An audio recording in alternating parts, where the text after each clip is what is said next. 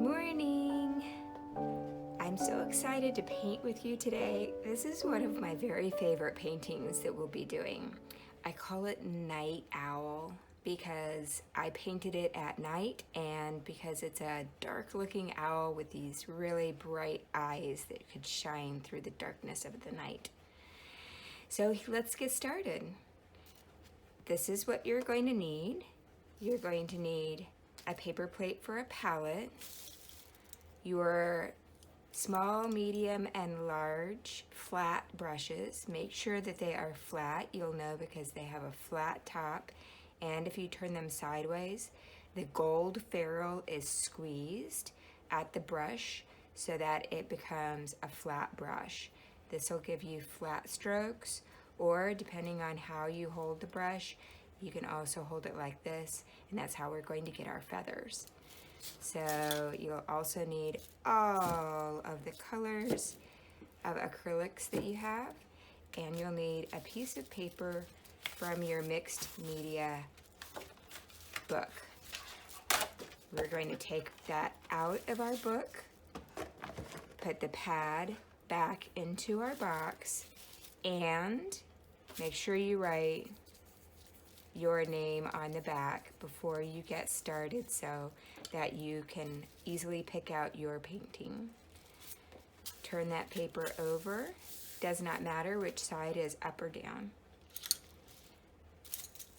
We're going to go ahead and use our technique of making little circles so that you can see, as it relates to the circle, how much paint you're going to need for this painting. We have 6 colors, so 1, 2, 3, 4, 5, 6. 6 circles. We're going to take the white,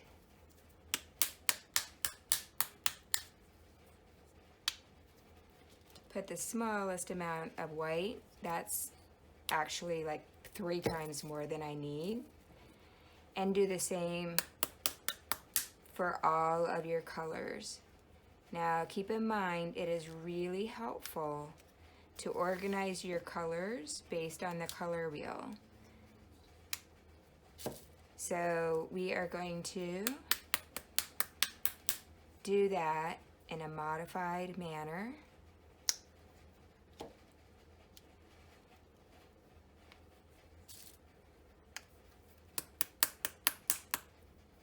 By putting our green between our blue and our yellow.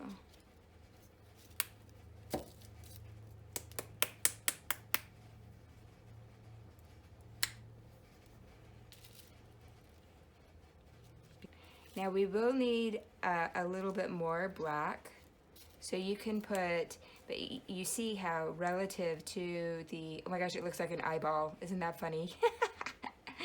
Oh gosh, anyway, you can see as it relates to the circle that it's really only maybe 1/3 at most the size of the circle. We can always make it bigger if we need to. Okay, so now we're going to take our paper and turn it horizontally. That is called landscape because in art, if you are painting a landscape, quite often your paper is this direction. If you are painting a portrait of a beautiful person, eyes looking out at you, then your paper would be upright, vertical. Okay, so we are going to use our watercolor container, which is round. We're going to use it as a tracer for the big eyes.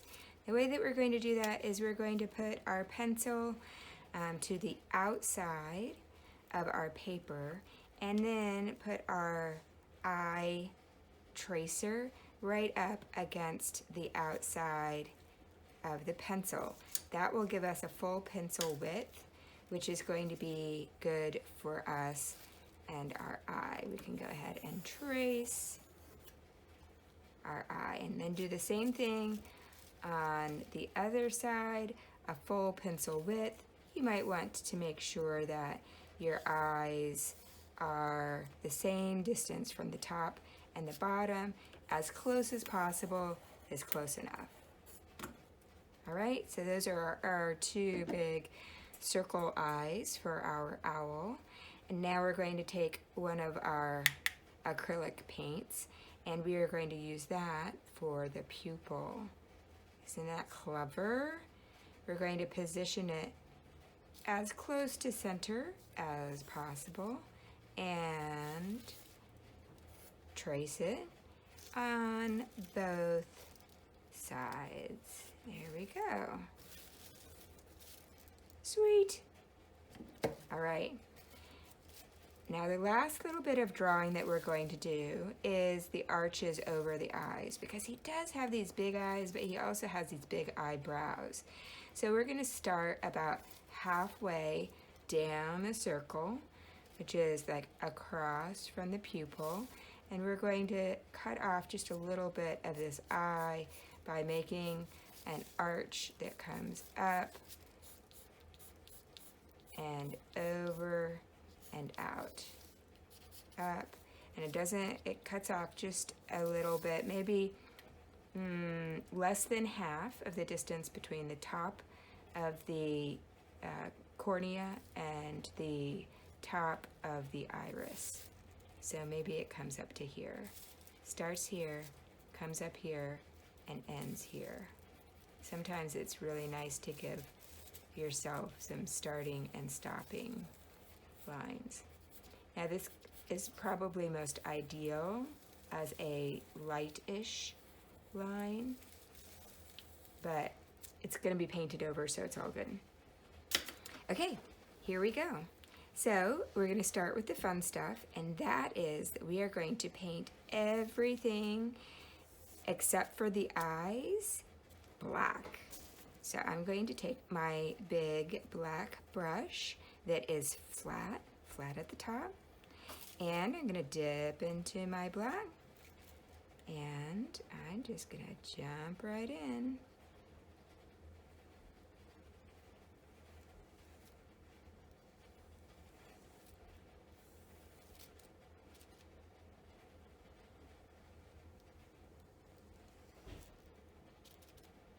And you'll notice that how I'm holding my brush up and around this circle is that I'm actually not holding it flat, although you can, that would be fine too. But I'm holding it so that it's moving in the direction of the brush. And then the rest of my canvas, I'm using the flat edge of the brush.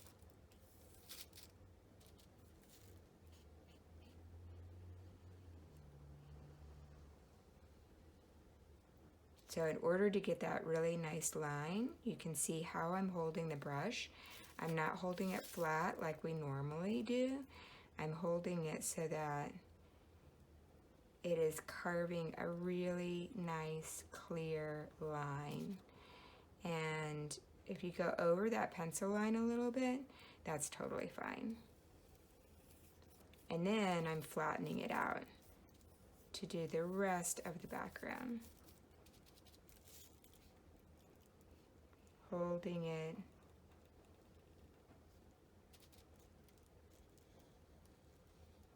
along the edge of the brush.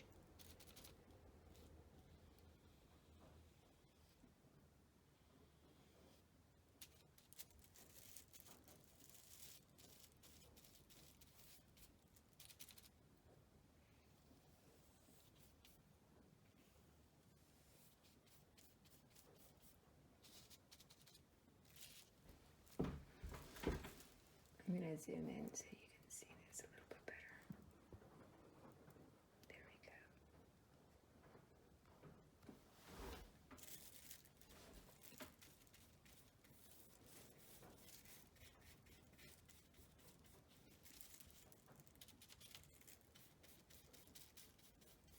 go. Okay.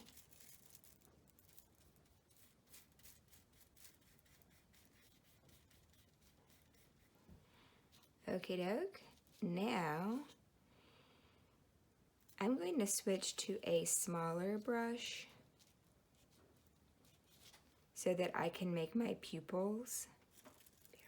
Fix this just a little bit there. Oh, I like that better.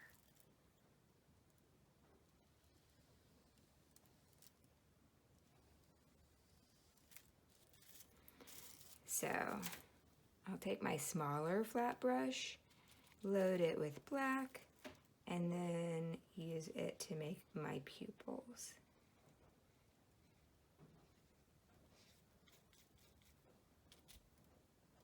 Just like that.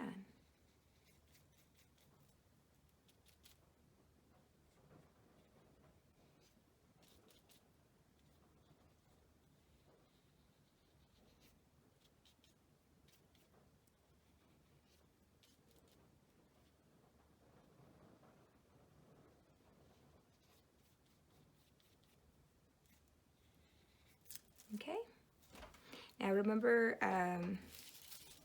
from our last video that you don't want to have a big glob of paint. If you have a big glob of paint, if it looks like this, and so that you don't see the shape of your paintbrush, then it's just going to leave a big glob on your painting. So when that happens, wipe off that glob and then get paint just on the tip of the bristles. That's going to give you really good control, and you'll be able to make your shapes a lot more cleanly.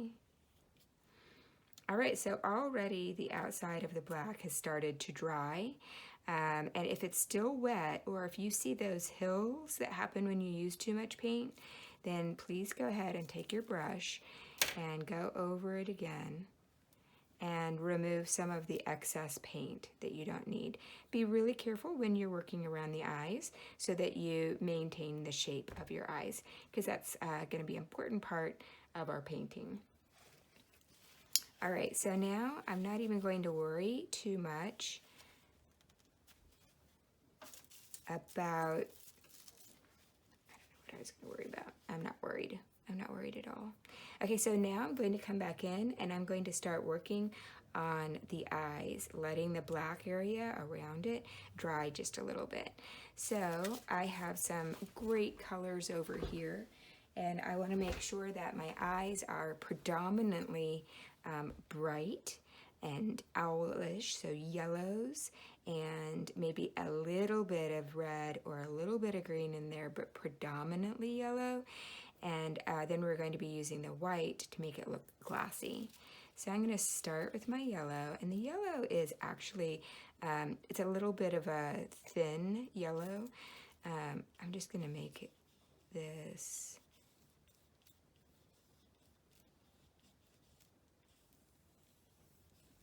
come around. You can see how I got a little bit of black in that yellow, the tiniest bit of black, which is giving these streaks, but that's actually okay because we're going to be introducing some other colors in here as well.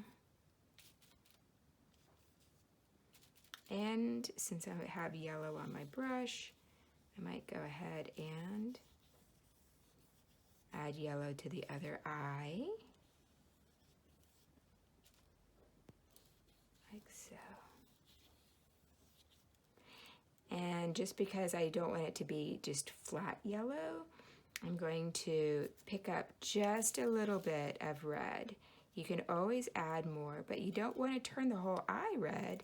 You just want to introduce a little bit of color that's going to give the eye a little bit of dimension. So when I say a little bit of yellow, it's really, a little bit of red, it really is a little bit of red. You can always come back in and get a little stronger in some areas if you want. You'll notice that where it blends, it actually changes to orange, which is nice, and then where it's a little stronger, it will remain red.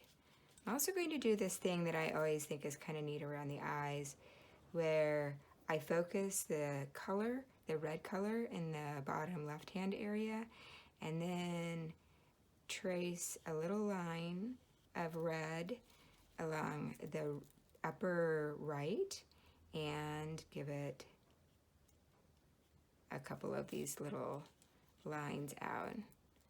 We're just trying to kind of use some techniques to fake the viewer into thinking that this is actually like a three-dimensional object instead of a two-dimensional one. And just because it's kind of fun, I can add maybe a tiny bit of blue or a tiny bit of green as I see fit. And maybe I'll do a little bit of green, but just the tiniest bit. This is a strong green, so maybe I'll introduce that just in a couple of areas. How you want these eyes to look is really up to you. But we have all kinds of reflections in our eyes. So some of these colors are just reflections. And I can always come back and add a little bit more of the yellow. You can do less color if you want, whatever works for you. The last step is to wipe off this is our medium flat brush. Wipe it off, pick up some white, and the white is what's going to help it look like it's glossy, like it's wet, because our eyes are wet. And so we're just going to pick a couple of spots, and we're going to introduce a little bit of white so that it looks glossy. Okay?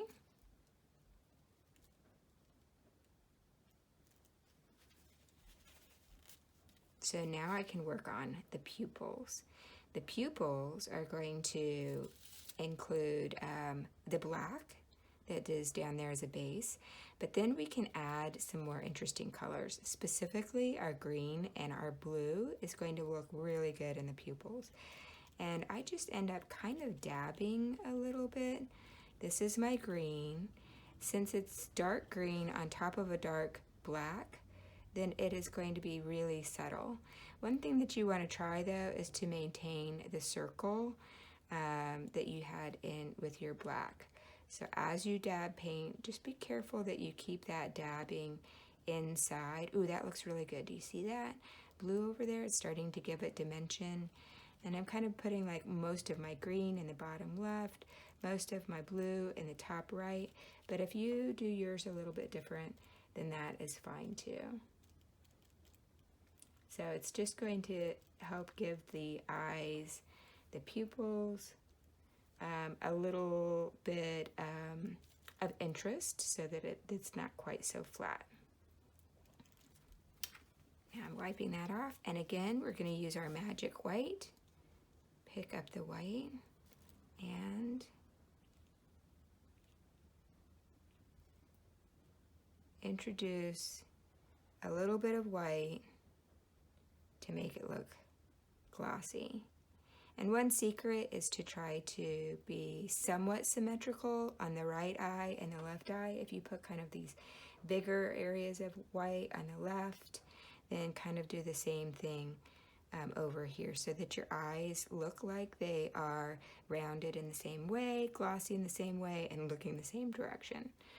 But highlights move as we move through the world, so if your highlights are a little bit different than mine, then that's absolutely okay. You can kind of play around. It's really fun to kind of play around with different highlights in the eyes. So now our eyes are done. Wiping off our, using our paper towel to wipe off our paintbrush. And we're going to start looking at the feathers.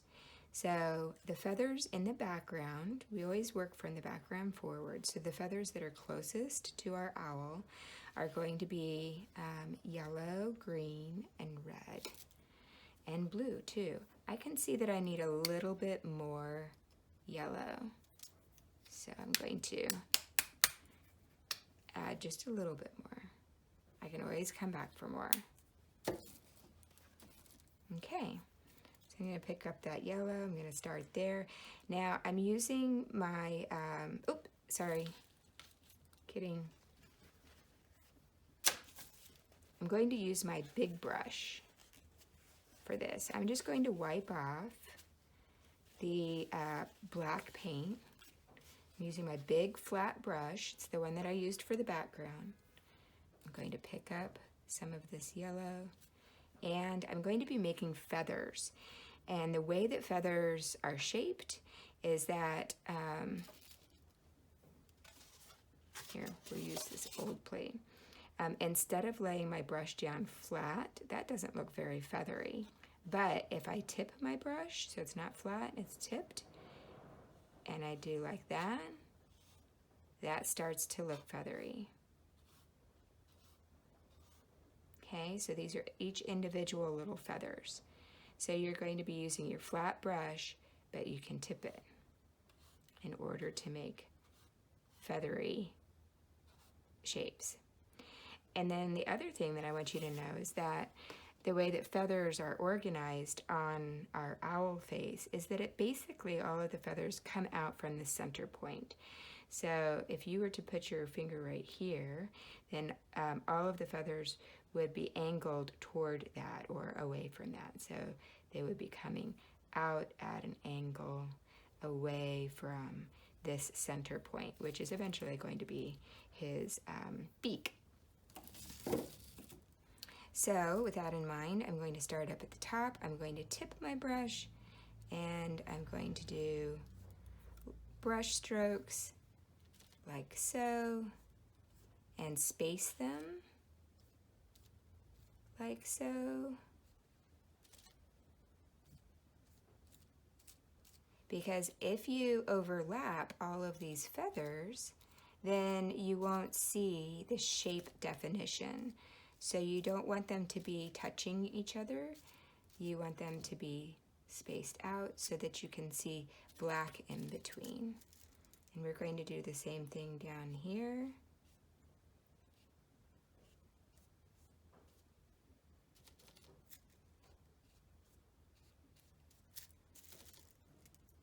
It looks kind of funny because he doesn't have a beak right now. Actually, it looks really funny. That's okay. We're going to come back and beak him up.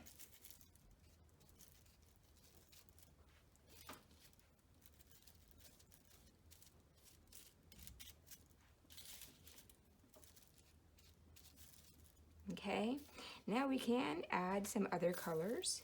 So I'm going to pick up a little bit of red, and I'm going to give him some red feathers.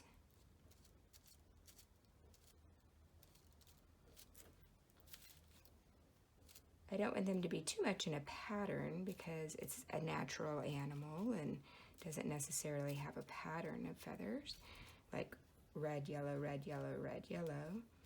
But I'm kind of plopping these down so that they're in between-ish, my yellow feathers, so that they, again, are separated. And I'm going to come back and get some blue. I might drop in some blue feathers.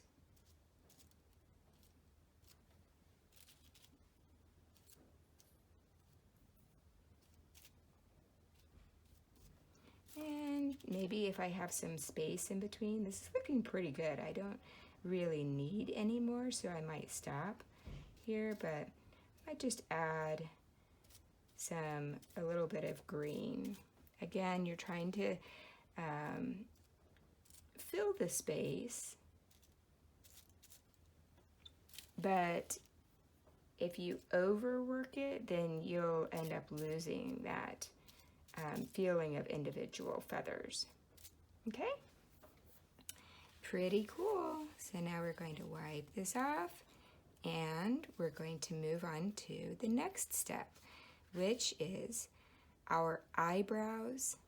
They come up and over here, also made from feathers, and the area underneath or between his eyes, which have his nose on it eventually, but that's at the very front, so we'll come back to that. And we're going to be using our white. I think I'm going to need some more white, so I'm going to add a little bit more. There we go. Okay, so again, I just wiped off my big flat brush.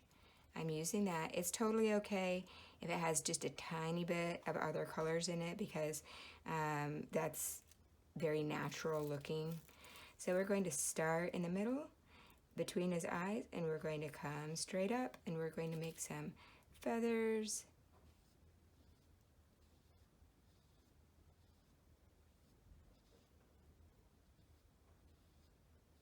That go between his eyes, like that. And you'll see that your brush is picking up some of these other colors, which is really cool. I might wipe off my brush again in between just so that it maintains more white than anything else. And I'm going to go ahead and give a long curve out, over, and up. These are his eyebrows.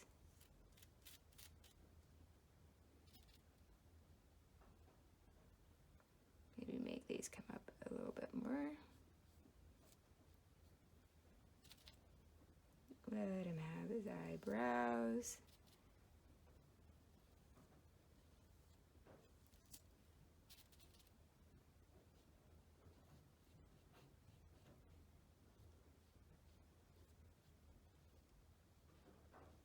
Maybe he has a couple of stray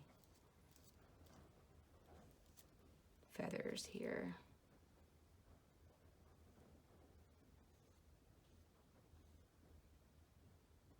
That one kind of got out of control. I might have to do something about that. And he has essentially kind of like a mustache. The white's going to come down. And similar to this little crown up here, he's going to have feathers. All I'm doing is using the white, but it's picking up some of the colors below it, which is giving it a really beautiful coloration in here. Much more natural than if it was just the white, the dry white. So that looks great. I'm going to stick with my white, but I'm going to change to a thinner brush.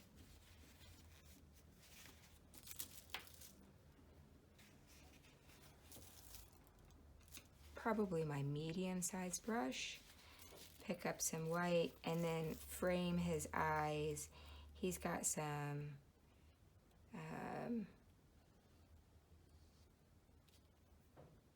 almost like dashes that come around his eyes that set his eyes off.